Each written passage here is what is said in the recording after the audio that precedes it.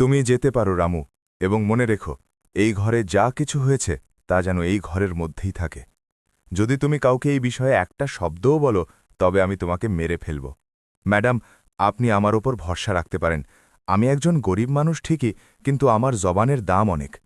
বন্ধুরা, আজকের গল্প রামু এবং তার ধনী মালকিন দেবিকার। রামু একজন সহজ সরল ড্রাইভার এবং দেবিকা এই শহরের সবচেয়ে ধনী ও কঠোর মহিলা, যাকে মানুষ পাথর হৃদয়ের বলে জানে। কিন্তু কেউ জানে না যে দিনের আলোতে সবাইকে ভয় দেখানো সেই মালকিন রাতের অন্ধকারে ভেঙে চুরমার হয়ে যায়।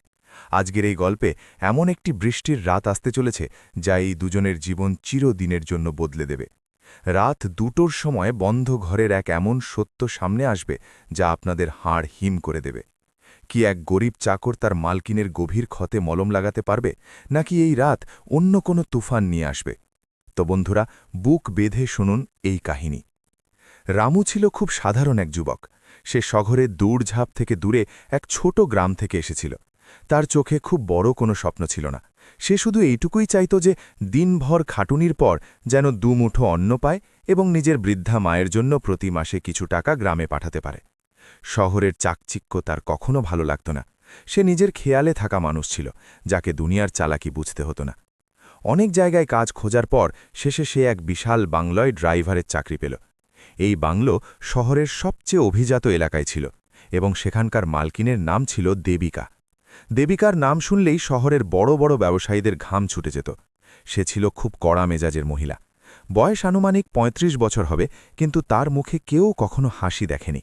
সে সব সময় দামি পোশাক পরত এবং তার চালচলনে এমন এক অহংকার ছিল যা যে কোনো মানুষকে তার সামনে মাথা নত করতে বাধ্য করত। বাংলোর বাকি চাকররাও তাকে খুব ভয় পেত। কেউ তার চোখের দিকে তাকিয়ে কথা বলতে পারত না। রামুকেও প্রথম দিন বাকি চাকররা বুঝিয়ে দিয়েছিল, মালকিনের সামনে কখনো ফালতু কথা বলো না। যতটা জিজ্ঞাসা করা হবে ঠিক ততটাই উত্তর দিও, না হলে চাকরি থেকে বের করে দেওয়া হবে। রামুও এই কথা মনে গেঁথে নিয়েছিল। তার চাকরি খুব দরকার ছিল, তাই সে যখনই গাড়ি বের করত তখন শুধু নিজের নজর সামনের রাস্তায় রাখত। পেছনের সিটে দেবিকা ম্যাডাম কি করছেন তা সে কখনো আয়নাতেও দেখত না।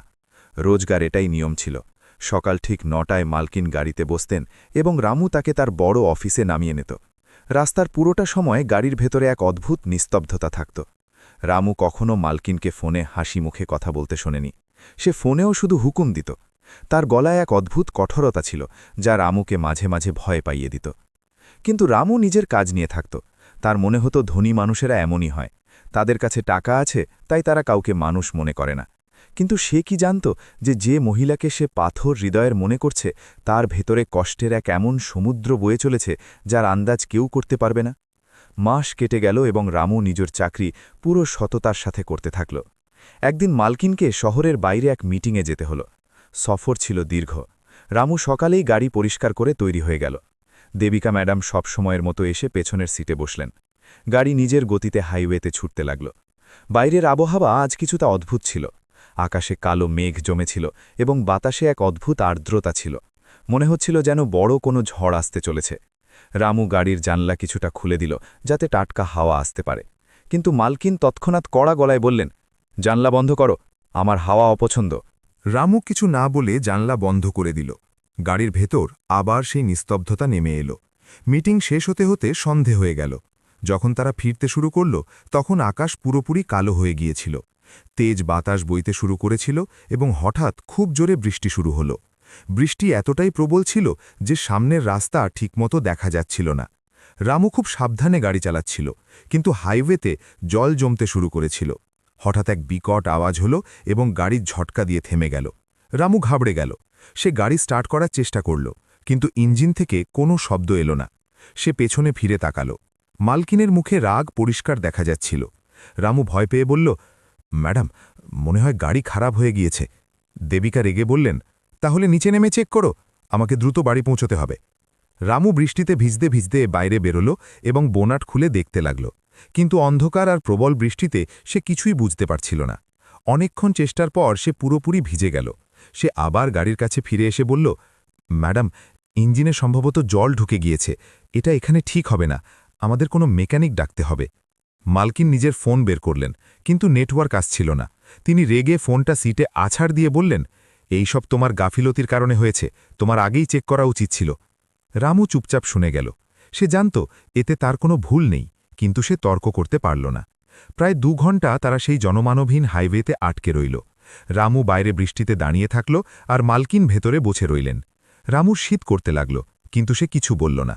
তখনই সামনে থেকে এক ট্রাক আসতে দেখা গেল। রামু হাত দেখিয়ে ওটা থামাল। ট্রাকের চালক সাহায্য করতে মানা করে দিল, কিন্তু সে রামুকে জানাল যে কিছুটা দূরে একটা গ্যারেজ আছে।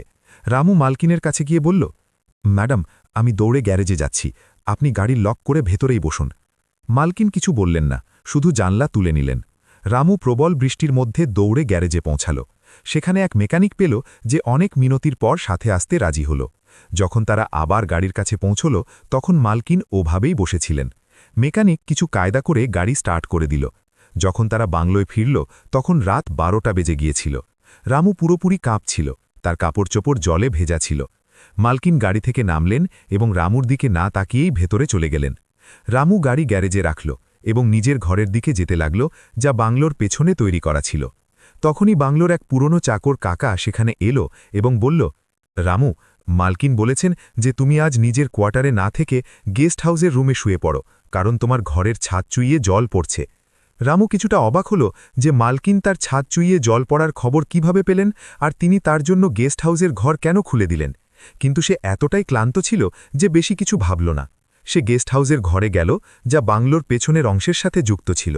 ঘরটা খুব পরিষ্কার এবং গরম ছিল। রামু শুকনো কাপড় পরল এবং বিছানায় শুয়ে পড়ল। শরীরের ক্লান্তি এতটা ছিল যে তার তখনই ঘুম চলে এলো। কিন্তু বাইরের তুফান তখনও শান্ত হয়নি। মেঘের গর্জন আর প্রবল বৃষ্টির শব্দ আসছিল। রাত তখন প্রায় 2টো। রামু হঠাৎ ঘুম থেকে জেগে গেল। তার মনে হলো যেন সে কারো কান্নার শব্দ শুনতে পেয়েছে। প্রথমে তার মনে হলো হয়তো বাতাসের শব্দ বা তার কোনো মনের ভুল।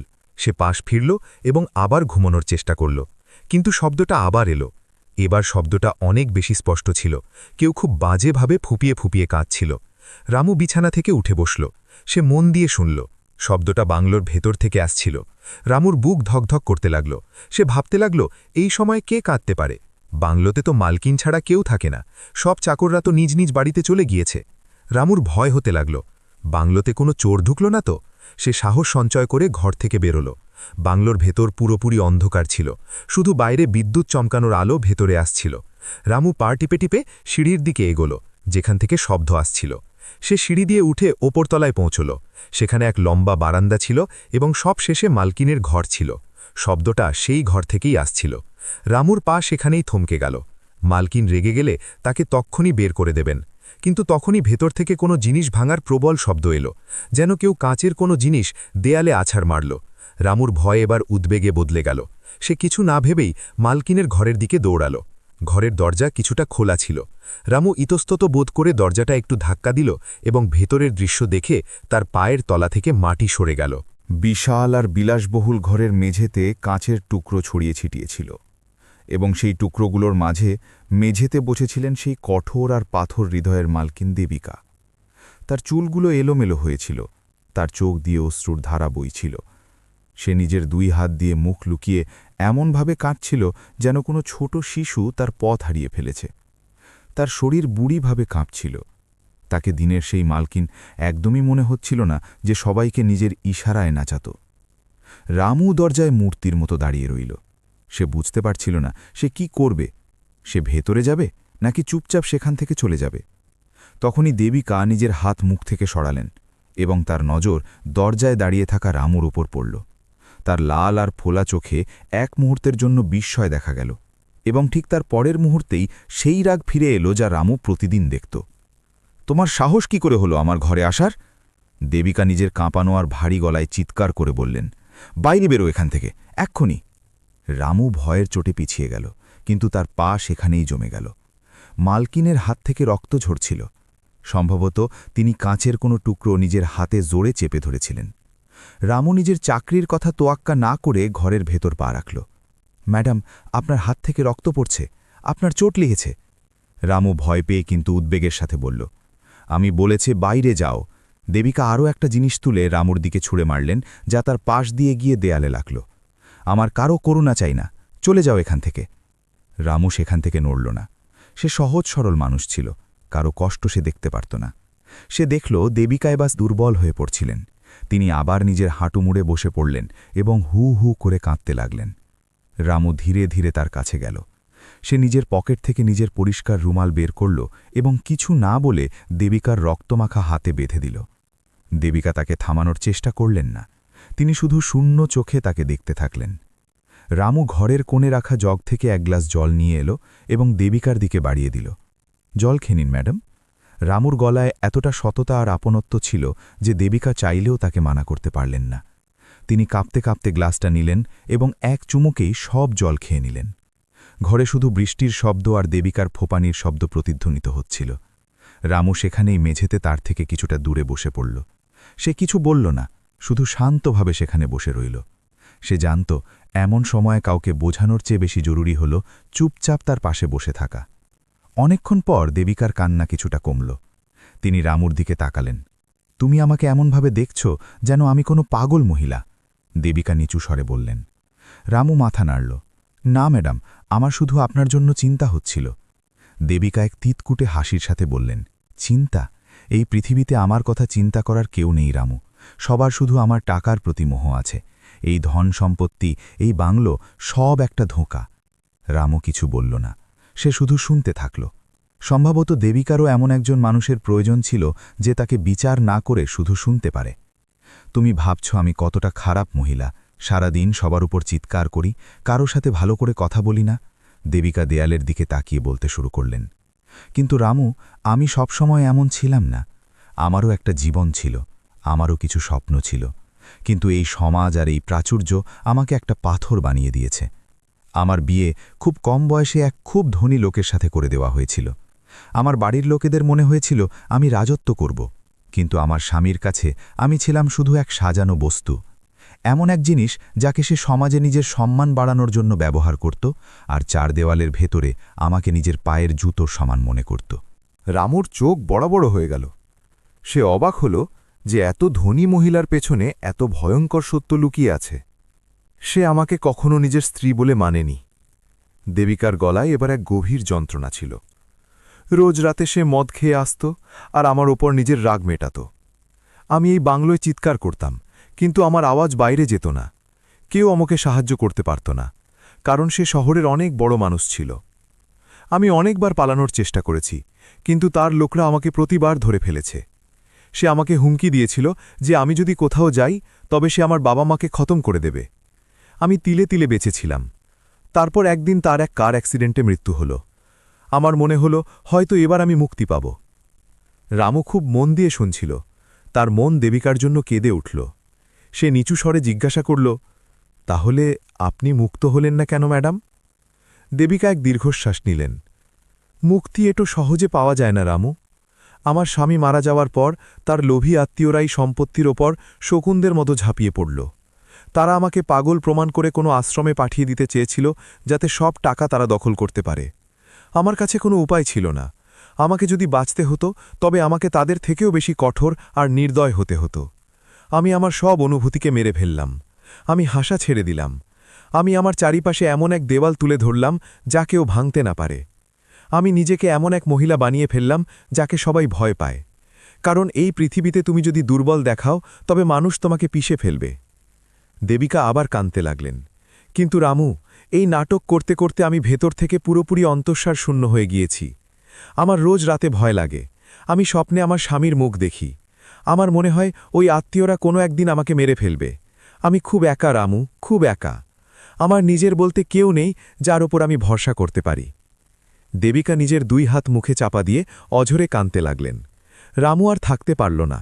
সে নিজের হাত এগিয়ে দিল এবং দেবিকার মাথায় খুব আলতো করে নিজের হাত রাখল, যেমন কোনো মা তার শিশুকে সান্ত্বনা দেয়।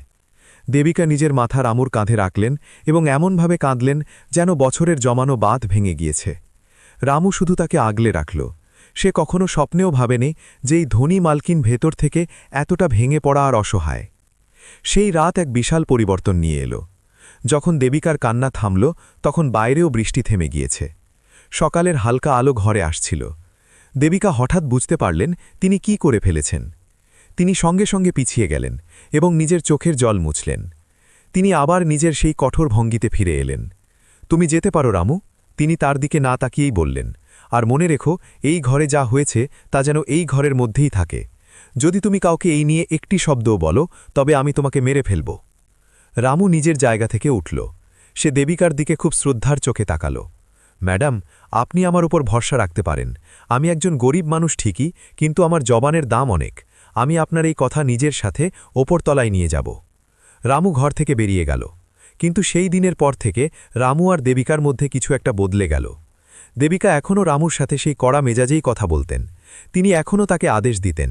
কিন্তু রামু এখন সেই রাগকে আর খারাপ মনে করত না। সে বুঝে গিয়েছিল যে এই রাগ তার শক্তি নয়, বরং তার বর্ম।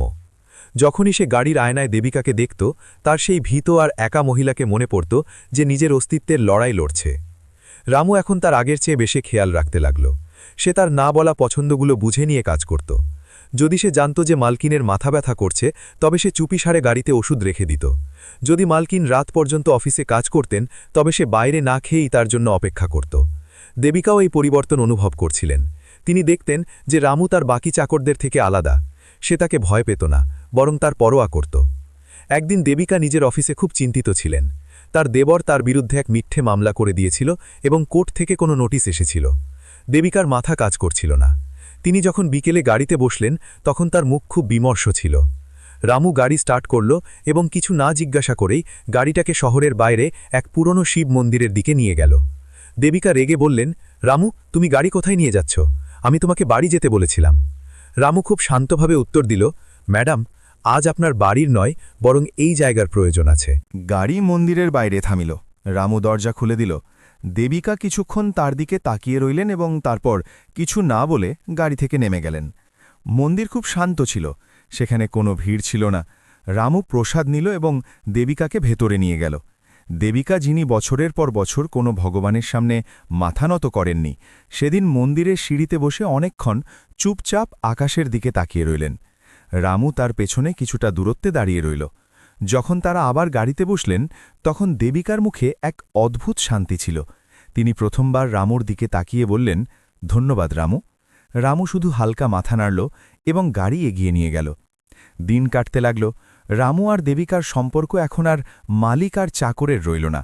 যদিও সমাজের চোখে সে এখনও একজন ড্রাইভার ছিল, কিন্তু বন্ধ দরজার পেছনে সে দেবিকার একমাত্র বন্ধু আর রাজদার হয়ে উঠেছিল। দেবিকা প্রায়ই রাতে যখন অস্থির হতেন, তখন রামুকে লাইব্রেরিতে ডেকে নিতেন। তিনি সেখানে বসে নিজের ব্যবসার কথা, নিজের ভয়ের কথা রামুর সাথে শেয়ার করতেন। রামু খুব শিক্ষিত ছিল না, কিন্তু তার জীবনের বোধ ছিল অনেক গভীর। সে তার গ্রামের সরল কথা দিয়ে দেবিকাকে এমন কিছু বুঝিয়ে দিত যা বড় বড় উকিলরাও পারত না। দেবিকা এখন রামুর সাথে নিরাপদ বোধ করতে শুরু করেছিলেন। তার মনে হতে লাগল যে অন্তত এই স্বার্থপর দুনিয়ায় একজন মানুষ তো আছে যে তার টাকার জন্য নয়, বরং তার জন্য তার পাশে দাঁড়িয়ে আছে। কিন্তু ভাগ্যের হয়তো অন্য কিছু মঞ্জুর ছিল। দেবিকার দেবর বিক্রম ছিল খুব চতুর আর বিপজ্জনক মানুষ। সে বুঝে গিয়েছিল যে যতক্ষণ দেবিকা একা আছে, ততক্ষণ সে তাকে হারাতে পারবে না। কিন্তু সে লক্ষ্য করল যে দেবিকার নিজের ড্রাইভার রামুর সাথে খুব ঘনিষ্ঠতা হয়ে গিয়েছে। বিক্রম নিজের চাল চালল। সে পুরো শহরে আর নিজের ব্যবসার মহলে এই গুজব ছড়িয়ে দিল যে দেবিকার নিজের এক চাকরের সাথে সম্পর্ক চলছে এবং সে তার প্ররোচনায় পরে পরিবারের সম্পত্তি নষ্ট করছে। এই কথাগুলো আগুনের মতো ছড়িয়ে গেল। একদিন দেবিকার অফিসে বোর্ড মিটিং চলছিল। বিক্রম সেখানে উপস্থিত ছিল। সে সবার সামনে দেবিকার সম্মান নিয়ে টানাটানি শুরু করল। একদিন তুমি কি আমাদের ব্যবসা শেখাবে দেবিকা? বিক্রম হাসতে হাসতে বলল, তোমাকে তো খোদ এক সামান্য ড্রাইভার নাচাচ্ছে। পুরো শহরে তোমার আর ওই রামুর কাহিনী বিখ্যাত। যদি তোমার মধ্যে বিন্দুমাত্র লজ্জা থাকে, তবে এই চেয়ার ছেড়ে দাও আর নিজের অংশ নিয়ে ওই চাকরের সাথে কোথাও গিয়ে বসো। দেবিকার মুখ রাগে আর লজ্জায় লাল হয়ে গেল। তিনি বিক্রমের উপর চিৎকার করার চেষ্টা করলেন, কিন্তু বাকি সব মানুষও বিক্রমের কথার সাথে একমত বলে মনে হচ্ছিল। কেউ দেবিকার পাশে দাঁড়াল না। দেবিকা সেই মিটিং ছেড়ে বেরিয়ে এলেন। তার চোখে জল ছিল। যখন তিনি গাড়িতে বসলেন, তখন রামু তার অবস্থা বুঝে গেল। কি হয়েছে ম্যাডাম? রামু চিন্তিত হয়ে জিজ্ঞাসা করল। দেবিকা জোরে বললেন, কিছু হয়নি, শুধু গাড়ি বাড়ি নিয়ে চলো। রাস্তা জুড়ে দেবিকা কাঁদতে থাকলেন। রামুর মন খুব অস্থির হতে লাগল। বাড়িতে পৌঁছে দেবিকা নিজের ঘরে বন্ধ হয়ে গেলেন। রাতে বিক্রম নিজের কিছু গুন্ডাদের নিয়ে বাংলোয় পৌঁছে গেল। সে প্রচুর মদ খেয়েছিল। সে এসেই বাংলোয় ভাঙচুর শুরু করে দিল। সব চাকররা ভয় পেয়ে পালিয়ে গেল। বিক্রম দেবিকার ঘরের দিকে যেতে লাগল। সে আজ যে কোনো উপায়ে দেবিকার থেকে প্রপার্টির কাগজে সই করিয়ে নিতে চাইত। দেবিকা নিজের ঘরে একা আর ভীত হয়েছিলেন। বিক্রম ঘরের দরজায় জোরে ধাক্কা দিতে শুরু করল। বাইরে বেরো দেবিকা, আজ তোকে কেউ বাঁচাতে পারবে না। আজ আমি তোর সব অহংকার ভেঙে দেব। দেবিকা ভেতরে বসে কাঁপছিলেন। তার নিজের অতীত মনে পড়ছিল, যখন তার স্বামী তাকে এভাবেই মারত। তখনই বিক্রমের পেছন থেকে এক আওয়াজ এলো, পিছিয়ে যান সাহেব। এটা রামু ছিল। রামুর হাতে এক মোটা লাঠি ছিল এবং তার চোখের রক্ত নেমে এসেছিল। বিক্রম ফিরে তাকিয়ে রামুকে দেখল এবং হো হো করে হাসল। আরে, ও কুকুরের মতো টুকরো চিবানো চাকর, তোর এই সাহস যে তুই আমার সামনে দাঁড়াবি?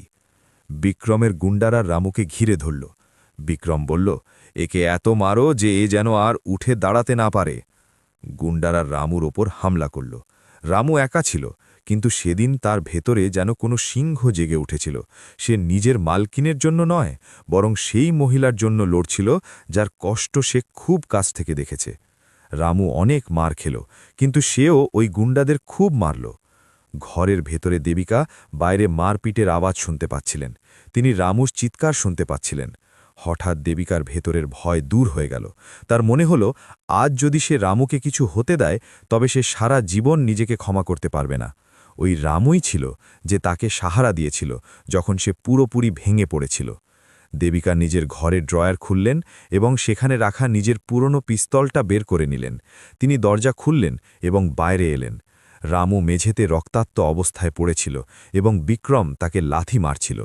দেবিকা কিছু না ভেবেই পিস্তল হাওয়ায় তুলে এক রাউন্ড ফায়ার করলেন। গুলির শব্দে পুরো বাংলো কেঁপে উঠল। সবাই সেখানেই থমকে গেল। বিক্রম ফিরে তাকাল। দেবিকার পিস্তল সোজা বিক্রমের বুকের দিকে তাক করা ছিল। যদি তুই তাকে আর একবার হাত লাগাস বিক্রম, তবে পরের গুলি তোর বুকের মাঝখান দিয়ে যাবে। দেবিকার গলায় আজ কোনো ভয় ছিল না, বরং ছিল মরণ শান্তি। বিক্রম ভয় পেয়ে গেল। সে জানত, দেবিকা যদি উন্মাদনায় নামে, তবে সে সত্যি গুলি চালিয়ে দেবে। বিক্রম নিজের গুন্ডাদের নিয়ে সেখান থেকে পালিয়ে গেল। দেবিকা পিস্তল ফেলে দিয়ে দৌড়ে রামুর কাছে গেলেন। রামুর নিঃশ্বাস খুব ভারী পড়ছিল, তার মুখ রক্তে মেখেছিল।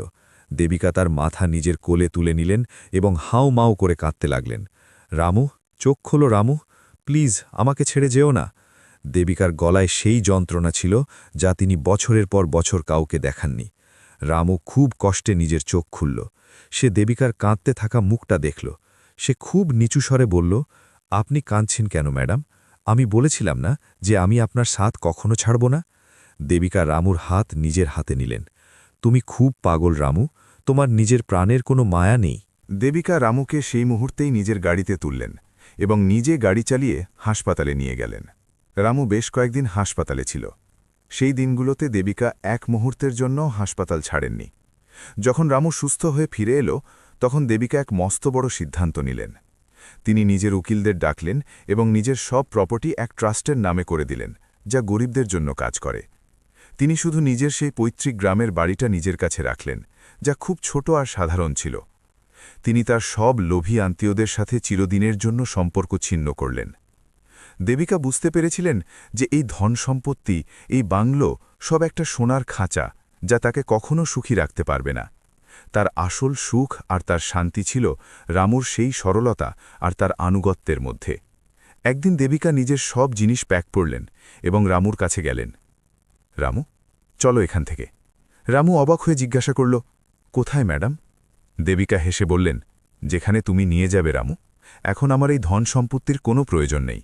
আমার শুধু এমন এক মানুষের সাথ প্রয়োজন যে আমাকে একজন নারী হিসাবে বুঝবে, একজন মানুষ হিসাবে বুঝবে, আমার সম্পত্তির পাহারাদার হিসাবে নয়। রামুর চোখে জল চলে এলো। সে বুঝতে পেরেছিল যে দেবিকা তার জন্য নিজের পুরো জগৎ ছেড়ে দিয়েছেন। রামু গাড়ি বের করল, কিন্তু এইবার সেই গাড়ি শহরের কোলাহল থেকে দূরে এক নতুন জীবনের দিকে যাচ্ছিল। রাস্তায় গাড়ির ভেতরে আজ কোনো নিস্তব্ধতা ছিল না। আজ সেই জানলা খোলা ছিল যেখান থেকে টাটকা হাওয়া ভেতরে আসছিল, আর দেবিকা সেই হাওয়া অনুভব করছিলেন। রামু আয়নায় দেখল, দেবিকার চোখে সেই শান্তি আর ঠোঁটে সেই আসল হাসি ছিল যা তিনি বছরের পর বছর হারিয়ে ফেলেছিলেন। দুজনে একে অপরের দিকে তাকালেন এবং কিছু না বলেই সব বুঝে গেলেন যা তাদের বোঝার ছিল। আজ দেবিকা কোনো মালকিন ছিলেন না, আর রামু কোনো চাকর ছিল না। তারা ছিলেন স্রেফ দুজন একা মানুষ, যারা একে অপরের কষ্টকে আপন করে নিয়েছিলেন। এবং এখন চিরকালের জন্য একসাথে এক নতুন সফরে বেরিয়ে পড়েছেন। গল্পটি শেখায় যে পৃথিবীতে সবচেয়ে বড় সম্পদ হল মানবতা এবং কারো সাহচর্য। টাকা আপনাকে সবকিছু কিনে দিতে পারে, কিন্তু কারো সত্যিকারের ভালোবাসা আর ভরসা নয়। রামুর সততা এক ভেঙে পড়া নারীকে নতুন জীবন দিল, আর দেবিকার সিদ্ধান্ত রামুকে দিল তার প্রাপ্য সম্মান। বন্ধুরা, আশা করি এই গল্পটি আপনাদের মন ছুঁয়ে গিয়েছে। যদি গল্পটি পছন্দ হয়ে থাকে তবে এটি আপনার বন্ধুদের সাথে শেয়ার করুন এবং চ্যানেলটি সাবস্ক্রাইব করতে ভুলবেন না। কমেন্টে অবশ্যই জানান যে আপনাদের রামুর চরিত্রটি কেমন লাগলো।